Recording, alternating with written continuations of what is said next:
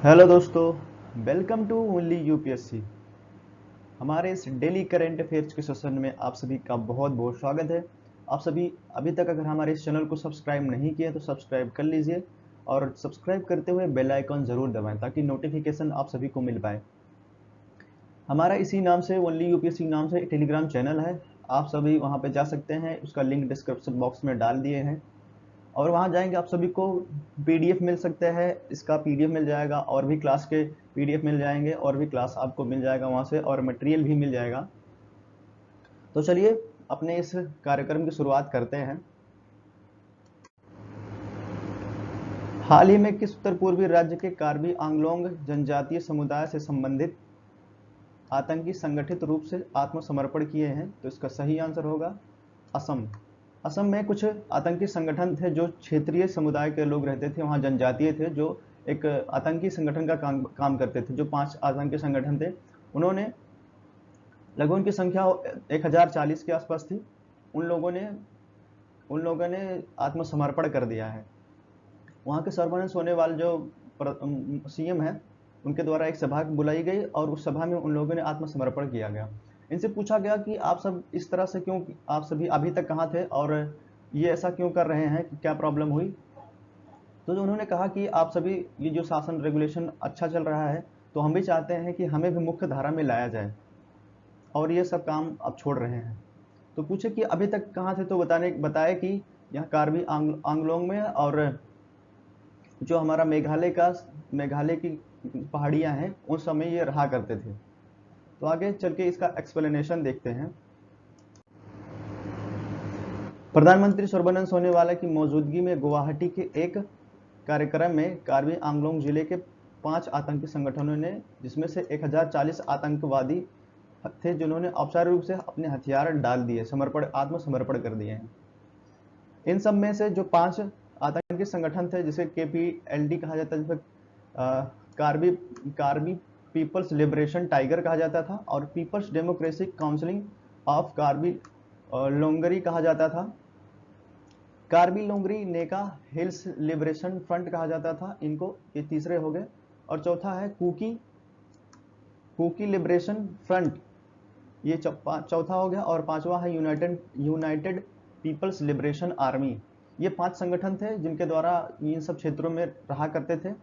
इनसे पूछा गया कि ये असलहे और हथियार सब कहाँ से आते हैं, तो उन्होंने बताया कि चाइना से और पाकिस्तान से सब आया करते थे।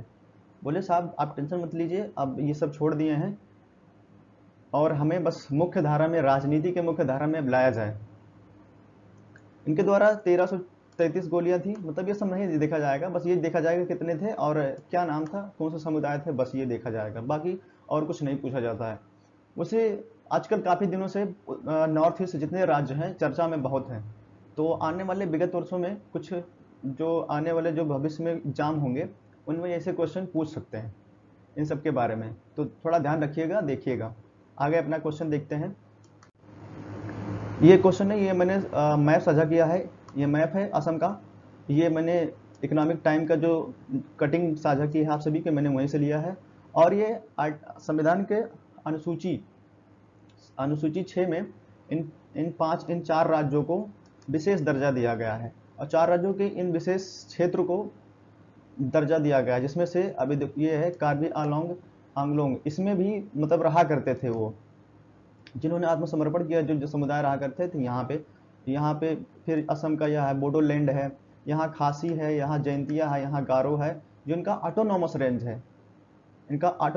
है, इनको दे दिया गया। जानते थे जो संविधानविद थे, जो उनको पता था कि ये इनको समझाना थोड़ा मुश्किल होगा, क्योंकि ये तो उतना पढ़े लिखे थे नहीं, शिक्षित थे नहीं। तो इस वजह से ऐसा ऑटोनॉमस इनको रीजन दिया गया, रीजन कि मतलब आप यहाँ पे रह सकते हैं, सरकार चला सकते हैं, जो भी आप काम होता है कर सकते हैं। लेकिन फिर भी इन लोगों का अलग टसल रहती थी कि जैसे अभी यहाँ पे त्रिपुरा की मांग कर रहे हैं, टिपरा लैंड की मांग कर रहे हैं, नागालैंड की मांग होती है। ये जो क्षेत्र है अपना बोडोलैंड, ये बोडोलैंड की एरिया है। ये यहाँ पे बोडोलैंड की मांग करते हैं लोग कि हमें अलग अलग अलग राज्य दिया जाए, हमारा अलग संविधान हो, अलग झंडा हो, अलग कानून चले। तो इनको समझाया गया कि सुनो, ऐसा नहीं है, आप सभी को हमने ऑलरेडी संविधान अनुसूची 6 में, संविधान की अनुसूची 6 में ऑलरेडी इन सब 4 राज्यों में विशेष दर्जा दिया हुआ है कि आप सभी यहाँ से अपना रेवोल्यूशन चला सकते हैं। तो आशा करते हैं कि ये समझ आया होगा आप सभी को। तो चलिए अगला क्वेश्चन देखते हैं। हाल ही में किसको अनुसूचित जनजाति के राष्ट्रीय आयोग के अध्यक्ष के रूप में नियुक्त किया गया है? तो इसका सही आंसर होगा विजय संपाला को नियुक्त किया गया है। यह है NCSB, मतलब national commission for scheduled caste. ये इसका लोगो है। इसके बारे में थोड़ा एक्सप्लेनेशन देखते हैं। राष्ट्रीय अनुसूचित जाति आयोग स्वायत्त संस्था, इसकी स्थापना 1978 में हुई थी और एक संवैधानिक निकाय जो 89th संविधान संशोधन करके 2003 में अधिनियम पारित किया 2003 में, और उसके बाद में इसे 2 भागों में विभाजित कर दिया गया। एक था राष्ट्रीय अनुसूचित जनजाति आयोग आर्टिकल 388 में, और दूसरा था अनुसूचित जनजाति आयोग आर्टिकल 388A में। इनको विभक्त कर दिया गया। इनके देखें तो अध्यक्ष जो इसका मुख्यालय जो है नई दिल्ली में है। इसकी स्थापना बता ही दिया है कि 1978 में हुआ था, और इसके अध्यक्ष जो हैं विजय संपाला जी को बनाया गया है। एक उपाध्यक्ष अरुण हलदार हैं और 2 सदस्य हैं अंजू बाला और सुभाष पराधी। तो ये इतने सदस्य इसके हैं। तो आशा करते हैं कि आप सभी को ये भी समझ आया होगा। तो चलिए अगला क्वेश्चन देखते हैं। हाल ही में किस राज्य सरकार द्वारा मुख्यमंत्री घर घर राशन योजना शुरू किया गया है? तो उसका सही आंसर है दिल्ली सरकार द्वारा मुख्यमंत्री घर घर राशन योजना शुरू की गई है। ये आप देख सकते हैं अरविंद केजरीवाल जी हैं, जिसे door step delivery of ration कहा गया है। मुख्यमंत्री घर घर राशन योजना शुरू की गई है इनके द्वारा।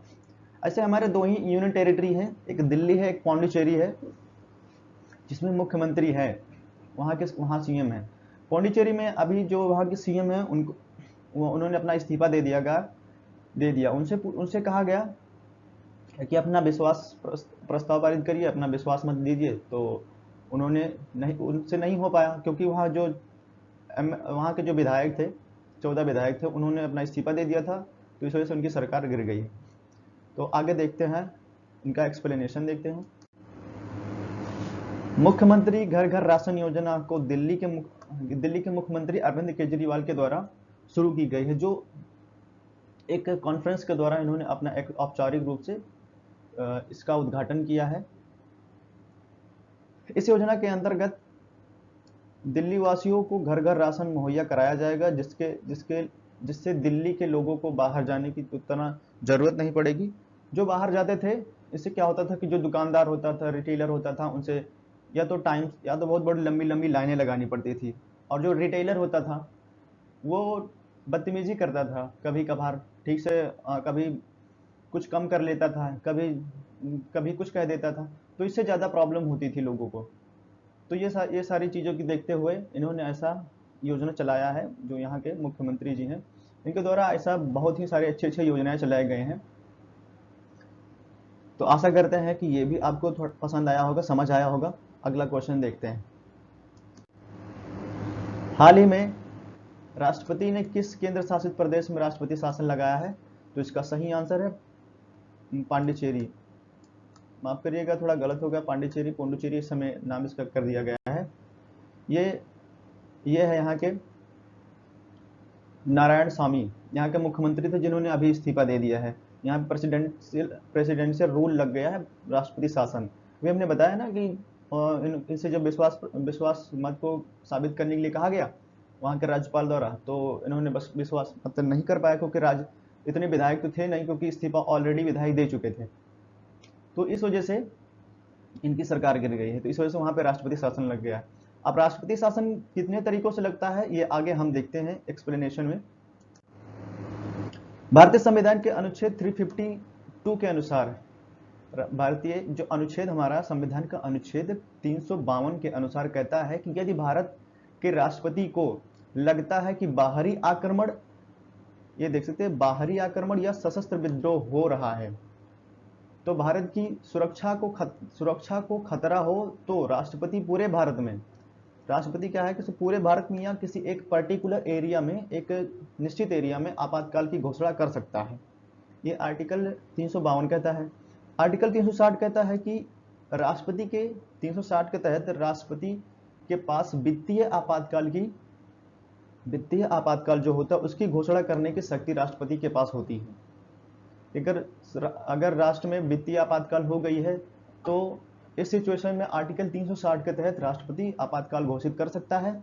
एक होता है कि एक अनुच्छेद होता है जिसे आर्टिकल 356 के तहत केंद्र की जो संघ सरकार को राज्य में, जो केंद्र की सरकार है वो राज्य में किस तरह से कानून को रेगुलेट करे, शासन को किस तरह से चलाए, अगर उसमें संवैधानिक तंत्र की विफलता देखी जाती है राज्य सरकार द्वारा, तो भी राज्य के जो भूतपूर्व सरकार होंगे, जो सरकार होंगे, उनको बर्खास्त किया जाएगा, राष्ट्रपति, उसके बाद राष्ट्रपति शासन लागू कर दिया जाएगा। वहां पे यहाँ पे साफ लिखा है कि संविधान के स्पष्ट उल्लंघन की दशा में उस राज्य का भूत वाला सरकार को बर्खास्त कर उस राज्य में राष्ट्रपति शासन लागू कर दिया जाएगा। तो ये राष्ट्रपति के पास अधिकार होता है जो राष्ट्रपति शासन लगता है। राष्ट्रपति का अधिकार क्या होता है कि आप जानते हैं कि राष्ट्रपति नाम मात्र का राष्ट्रपति होता है, नाम मात्र का। कार्यपालिका में दो होते हैं, एक राष्ट्रपति होता है, एक प्रधानमंत्री होता है। प्रधानमंत्री वास्तविक कार्यपालिका का अध्यक्ष होता है और ये मुख्य राष्ट्रपति नाम मात्र के होते हैं। राष्ट्रपति किस अवधि पे काम करता है? मंत्रिपरिषद जितनी है उनकी सलाह पर मंत्रिपरिषद सलाह देगी प्रधानमंत्री को, प्रधानमंत्री की सलाह पर राष्ट्रपति अपना काम करता है। तो आशा करते हैं कि ये क्वेश्चन भी आपको समझ आया होगा। तो अगला क्वेश्चन देखते हैं। किस केंद्र शासित प्रदेश ने सभी सरकारी बसों को चार्टर ऐप के माध्यम से टिकटिंग प्रणाली की शुरुआत की है? तो इसका सही आंसर होगा फिर से दिल्ली। अरविंद केजरीवाल द्वारा जितने भी उनके सरकारी बस हैं उनमें उसके लिए एक ऐप लॉन्च किया है, चार्टर ऐप, और इसके माध्यम से टिकट की व्यवस्था की जाएगी। आप ऑनलाइन टिकट भी उसके लिए बुक कर सकते हैं, इससे आपको ज़्यादा दिक्कत नहीं होगी। जिससे मतलब जो पैसेंजर हैं उनके लिए अच्छा होगा, उनको ज़्यादा प्रॉब्लम्स नहीं होंगी। तो आगे देखते हैं इसका एक्सप्लेनेशन थोड़ा सा। परिवहन विभाग दिल्ली सरकार द्वारा जो उनका परिवहन विभाग है उनके द्वारा चार्टर ऐप का उद्घाटन किया गया है, और अब होगा कि स्मार्टफोन के माध्यम से आप टिकट की बुकिंग कर सकते हैं।